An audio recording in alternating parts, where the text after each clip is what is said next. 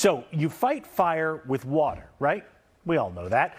But you may never have seen it done this way. Quite this way. In response to that stubborn fire smoldering in the peat of a Pittsburg marsh, they have decided to create a flood. NBC Bay Area's Pete Suratos tells us exactly how they did it and exactly why.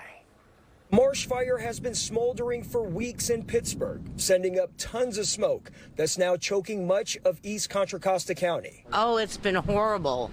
You know, your eyes are tearing, they're red, can't breathe. Last Saturday, I cannot breathe, and then I get a splash on the hand, on the tan because of the smoke.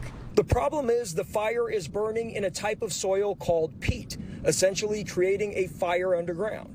So, after weeks of trying more traditional methods,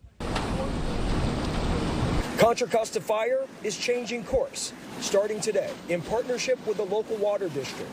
The plan is to flood the area where the fire is smoldering.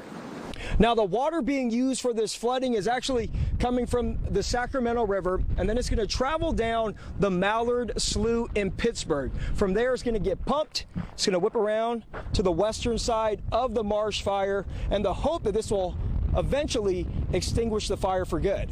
The goal, turn the marsh into a swamp, giving the fire nowhere to hide.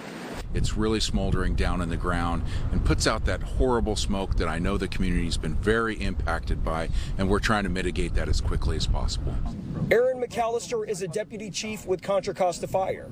He says flooding the area is by far the best option, but it will involve a large amount of water. So we're talking 5,000 and 10,000 gallon a minute pumps, but we need to move tens of millions of gallons of water to truly mitigate this fire. And that could take days, but McAllister says it should reduce the level of smoke in the region over the next week.